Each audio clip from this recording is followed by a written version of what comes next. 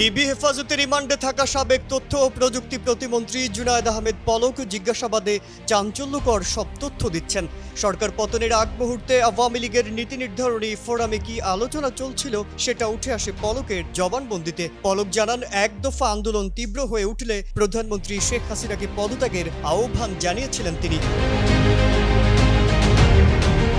সরকার পতনের এক দফা আন্দোলনে দেশ যখন অগ্নিগর্ভ, তখন গণভবনে সহযোগী সংগঠনের নেতাদের সঙ্গে বৈঠক করে আওয়ামী লীগ, যেখানে জুনায়েদ আহমেদ পলক প্রধানমন্ত্রী শেখ হাসিনাকে পদত্যাগের জন্য অনুরোধ করেন। সাবেক এই তথ্য ও প্রযুক্তি প্রতিমন্ত্রী বলেছিলেন, প্রয়োজনে আমাকে বলি দিন, তারপরও শিক্ষার্থীদের আন্দোলন বন্ধ করার ব্যবস্থা করেন।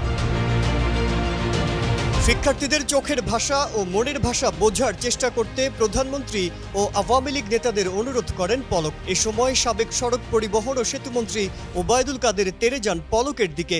ওই পরিস্থিতি বর্ণনা করতে গিয়ে জবানবন্দিতে পলক বলেন, তখন আমি সাহসী হয়ে গেলাম। প্রধানমন্ত্রীকে জানালাম, আপনি স্টেপ ডাউন করুন, আওয়ামী লীগকে মানুষ ঘৃণা করছে, থুতু দিচ্ছে।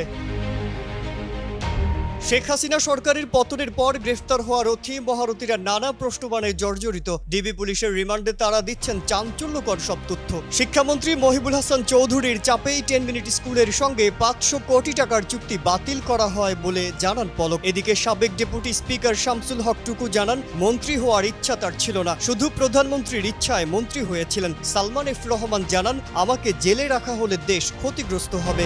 Redmi 13 স্টাইল বানাই দুনিয়া কাঁপায়।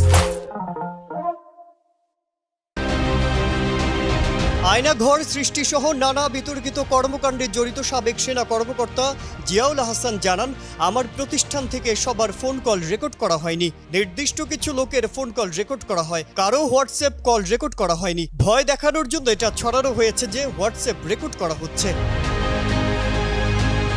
সালমান এফ রহমান ডিবিকে জানান, আন্দোলনের সময় আমি শেখ হাসিনাকে বলেছি, দেশের মানুষ আমাদের উপর ক্ষেপে যাচ্ছে, কিন্তু তিনি আমার কথাকে পাত্তা দেননি। ছাত্র আন্দোলন যখন তুঙ্গে, তখন শেখ হাসিনা আমাকে প্রশ্ন করেন, পুলিশ এত ভালো কাজ করছে, সেনাবাহিনী কেন পারছে না? এ সময় আমি বিষয়টি নিয়ে সেনা প্রধানের সঙ্গে কথা বলার পরামর্শ দেই। সাবেক আইনমন্ত্রী আনিসুল হককে প্রশ্ন করা হয়, আপনি তো ডিজিটাল সিকিউরিটি অ্যাক্ট বানিয়েছেন, এতে লাভ কি হয়েছে? উত্তরে তিনি জানান, এটা আমি বানাইনি, এটা তো তথ্য প্রযুক্তি মন্ত্রণালয়ের অধীনে। ডিবির আরেক প্রশ্নের জবাবে আনিসুল হক জানান, শিক্ষার্থীদের দাবি তো মেনেই নিয়েছিলাম, তারা যে এত দ্রুত সরকার পতনের এক দফা আন্দোলনে যাবে তা বুঝতে পারিনি। মাজহারুল আলম, কালের কণ্ঠ।